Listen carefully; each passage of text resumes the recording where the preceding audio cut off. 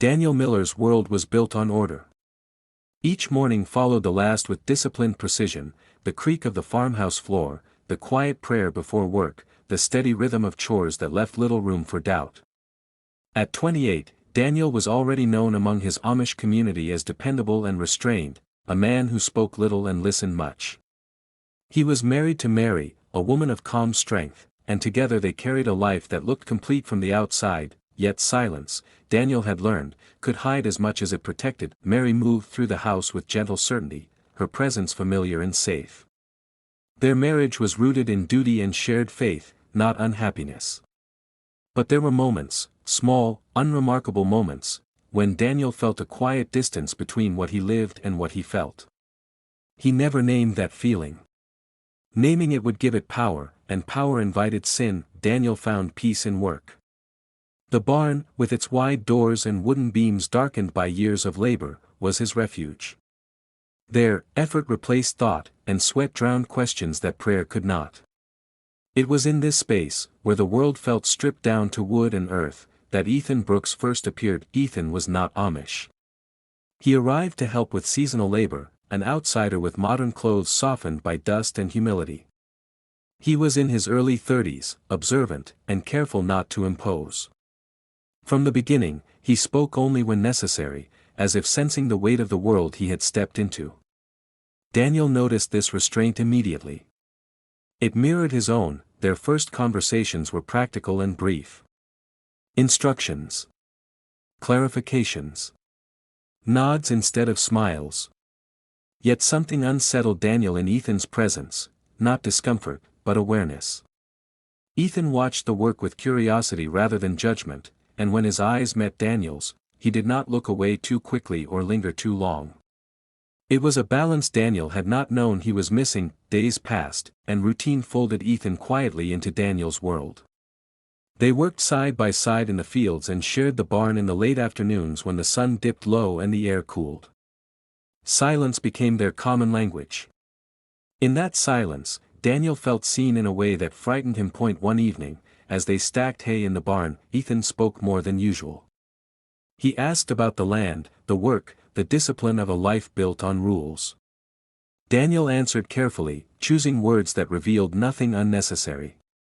Still, Ethan listened as if every sentence mattered. That attention lingered with Daniel long after the work was done. At home, Mary noticed Daniel's distraction. His pauses were longer. His prayers quieter. She did not question him directly. Instead, she watched with concern, sensing a shift she could not place. Daniel felt her awareness like a weight. Guilt, he realized, did not require action to exist. The barn became a place of reckoning. Not because of what happened there, but because of what almost did. A glance held a second too long. A shared silence that felt charged rather than empty. Daniel told himself it was nothing. Yet his heart raced in ways prayer could not calm. Ethan, for his part, remained respectful. He never crossed a boundary, never spoke of anything beyond the present moment. But restraint, Daniel learned, could be as dangerous as temptation. The more Ethan held back, the more Daniel felt the pull of what was unsaid. One afternoon, a sudden rainstorm forced them to seek shelter in the barn. The sound of rain against the roof filled the space, isolating them from the world beyond the wooden walls. They stood apart, breathing the same air, aware of each other in a way that left no room for denial. Daniel felt a crack form in the certainty he had relied on all his life. Nothing happened.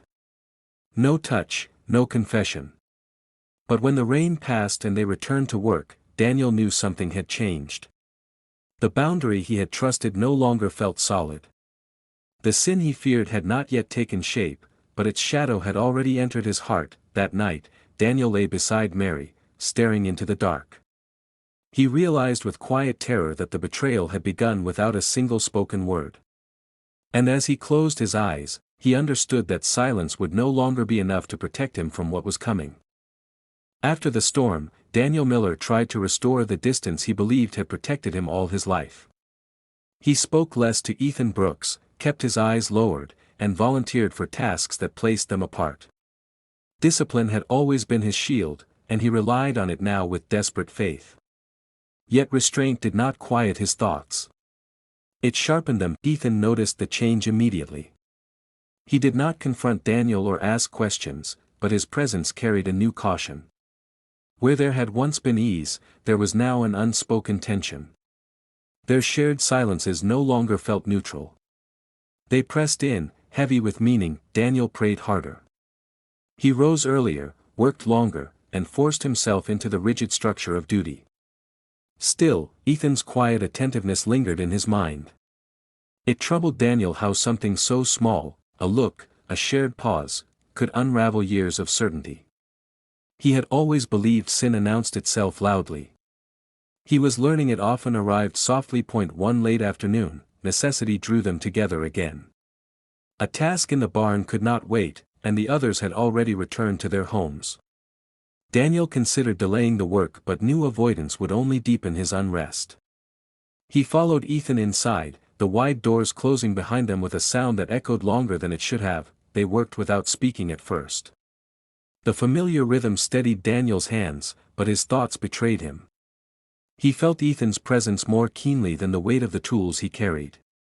When Ethan finally spoke, his voice was low and measured. "I don't want to make things harder for you," Ethan said. Daniel paused, his back turned. The word struck deeper than accusation ever could.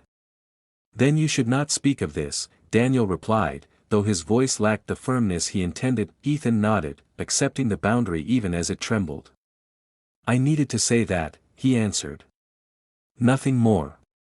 Silence returned, but it was different now, acknowledged, exposed. Daniel felt the conflict rise within him, sharp and undeniable. He had spent his life obeying rules that defined right and wrong with comforting clarity. Yet standing in the barn, he realized no rule could untangle what he felt. The struggle was no longer abstract. It had a face. A voice. When their hands brushed accidentally, Daniel pulled back as if burned. The contact was brief, almost insignificant, yet it shattered the last illusion of control. He looked at Ethan then, truly looked at him, and saw not temptation but understanding. That realization frightened him more than desire ever could. Ethan stepped away, giving Daniel space, but the distance felt meaningless now. "We should stop," Ethan said quietly. "Before this becomes something neither of us can carry." Daniel wanted to agree. The words formed easily in his mind, yet his heart resisted. He understood then that the sin he feared was not an act waiting to happen but a truth he was refusing to face. The barn, once a place of labor and refuge, had become a witness to his divided soul. They finished the work in silence and left the barn together. Outside, the evening air felt sharper, as though the world itself demanded clarity. Ethan turned to Daniel before parting ways. "I won't stay if this costs you more than you can give," he said. The word stayed with Daniel long after Ethan walked away. At home, Mary greeted him with the same quiet kindness she always had. Her presence reminded him of everything he stood to lose. Guilt settled heavily on him, not because of what he had done, but because of what he now knew. That night, Daniel understood that avoidance was no longer a choice. The line he had crossed could not be uncrossed, even without confession or touch.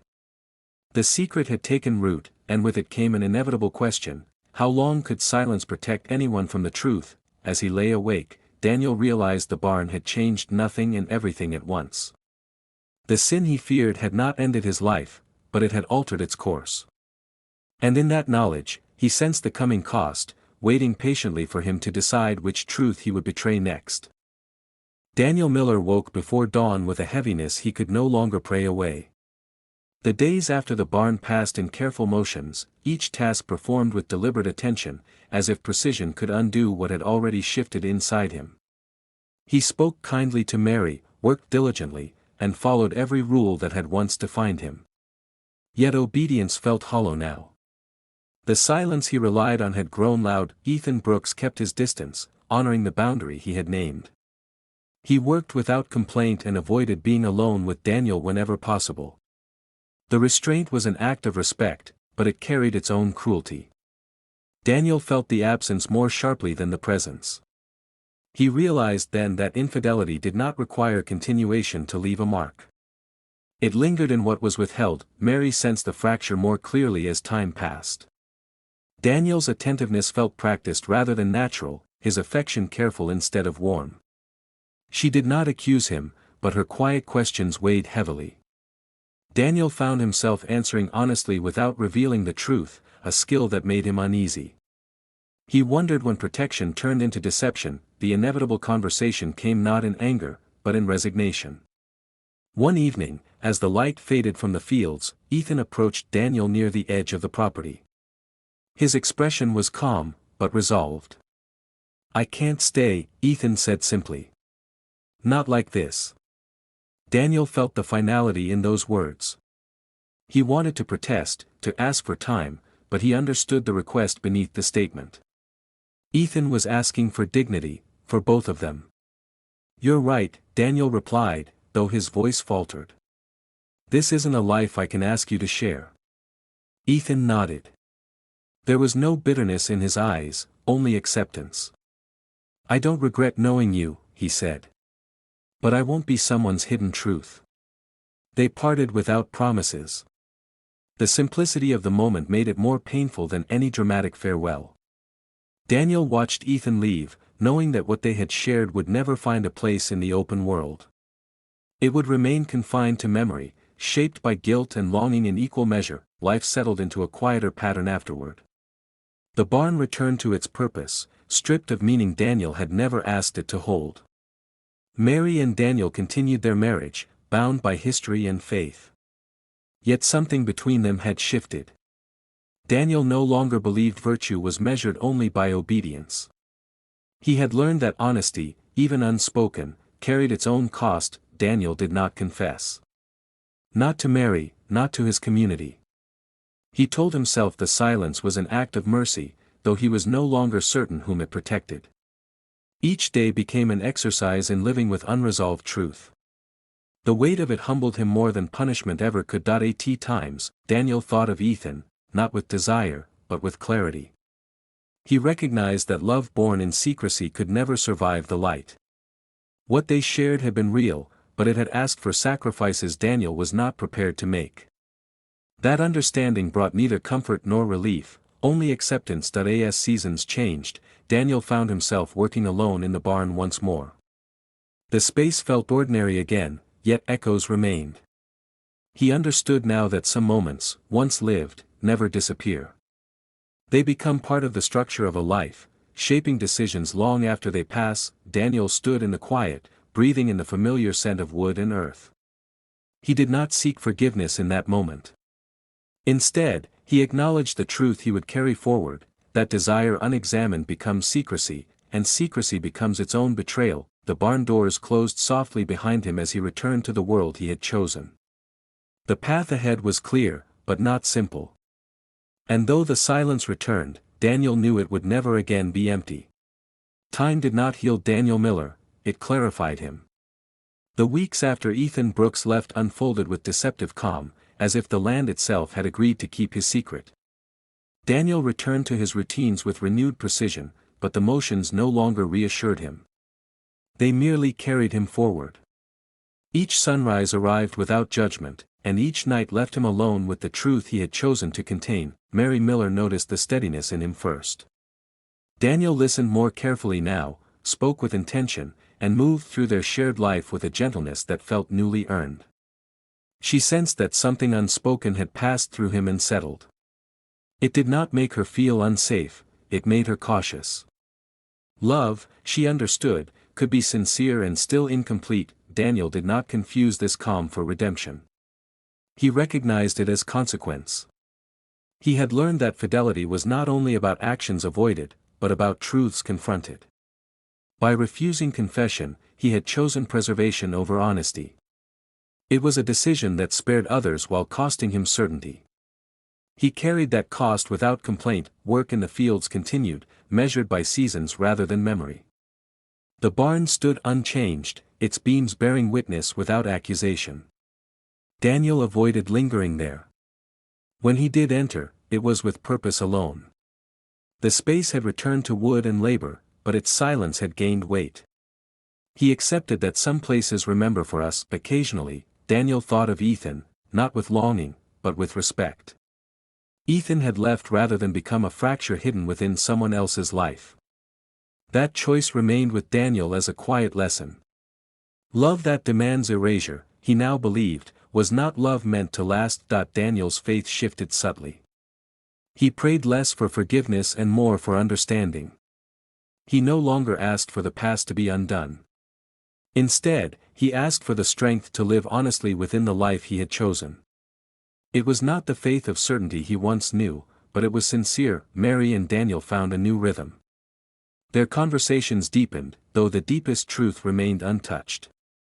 Daniel accepted that intimacy did not always mean disclosure. Sometimes it meant choosing presence over absolution. Mary, sensing the boundaries he guarded, respected them without surrendering her dignity. Their marriage endured, not unchanged, but intact. As months passed, Daniel recognized the story would never be told aloud. It would not end in confession or reunion. Its meaning existed in the way it reshaped his decisions, softened his judgments, and humbled his certainty. The absence of resolution became its resolution point. One evening, Daniel stood at the edge of the property, watching the light fade across the fields. The world looked as it always had, quiet, ordered, enduring. Yet he knew he was no longer the man who once believed silence equaled purity. He had learned that silence could be refuge or refuge could become hiding. Daniel turned back toward the house where Mary waited, the path clear beneath his feet. He chose it again, fully aware of what he carried with him. Some sins, he understood, are not erased by restraint or time. They remain as markers, not of failure alone, but of self-knowledge. The barn stood behind him, empty and still. The secret remained unspoken. And in that stillness, Daniel accepted the truth that would follow him forward, that a life can remain faithful in form while forever altered in its depths.